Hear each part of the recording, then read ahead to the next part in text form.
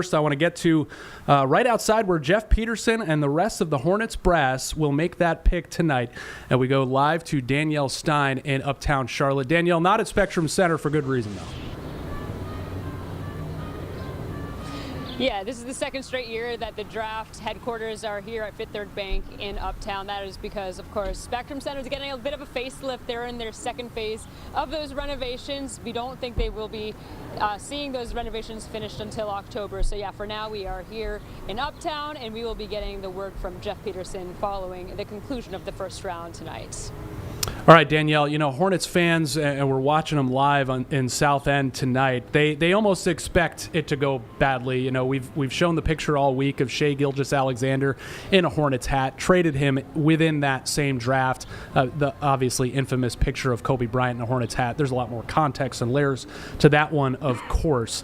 What do you make of Jeff Peterson and the dynamic in the front office since he's taken over the last couple of years? And we haven't heard from him before this draft. We haven't heard from him in a few months. But what did you glean from his comments in April about what he might do tonight? Yeah, the last time we heard from him was back actually in April, as you mentioned, during exit interviews. But ever since he came to Charlotte and took over as the president of basketball operations, it's been pretty clear that he is the one who is going to be leading the show tonight as they're going into the draft. This, of course, is coming after that 19-63 season. So we know that there's a number of different directions this team could be going in when it comes to solving some of their problems. Not necessarily one right answer one way or the other. He will be looking, though, for someone who is going to be fitting into the philosophy that he has been bringing into Charlotte between establishing a culture of guys being together, hard work and daily improvement. Those are the things that he talked about all year long and repeated at the end of April, and he wants those players to be following under a similar way. And we could be seeing, again, a number of different guys or maybe a move in this draft to get some more assets. But we know one thing for sure, that he will be the one calling the shots. All right, let's hear from Jeff Peterson, because we always want to know about the timeline of this team. And, you know, are they ready to compete now? Are they still trying to add assets and prospects? So this is what Jeff Peterson said back in April, as Danielle referenced. I think the goal is always to be a consistent winner. We want to, you know, put a sustainable product on the floor. That's been my goal since I interviewed with the job, and fortunately it's in line with ownership and Charles's vision as well. Again, look, no one's happy that we won 19 games this year. No one in the locker room, no one in the front office, the coaching staff, medical performance. That's not fun, quite frankly. In terms of timeline, obviously the season just ended. Charles and I are going to have some long conversations and really reevaluate and reflect on exactly what this team needs. But look, the goal next year is to win, to compete for the playoffs, and we're going to do everything in our power to do it.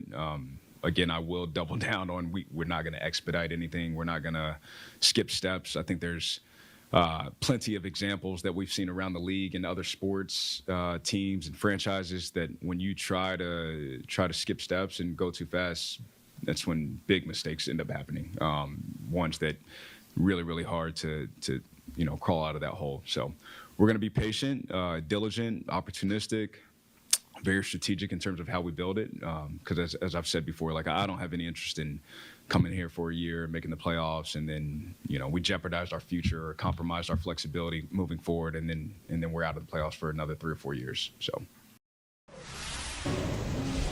Okay, Danielle, help me out here.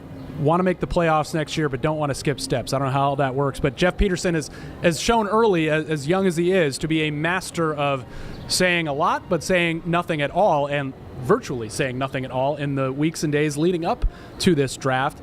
Meanwhile, a lot of folks out there think that their pick at number 4 could be the pivot point for a lot of movement in this draft. Do we think Jeff Peterson is ready to shake up the top 10? Yeah, we heard from ESPN insider Shams Charania actually talking about the Hornets at that number 4 pick. He said 4 is a pretty interesting spot to be in because at that position you have to study those picks before you, but you also have to be aware of all the other potential assets that you could be getting if you were to trade back. So I do think that the Hornets could go in a number of different directions. Of course, that does come from having a team that has multiple different needs where they might be looking to trade back and get multiple guys that they're interested in. If they maybe have that one guy they are really set on. Maybe they will stay at 4 and keep that going as well. We don't know what they're going to do yet. Just at this point, of course, we're going to be finding that out in about an hour, but it seems like the one thing that we said is clear. Jeff is the one who is going to be calling the shots, that he has been talking about building this team to the philosophies that he wants them to be part of, and it's going to be pretty interesting to see how it all shakes out.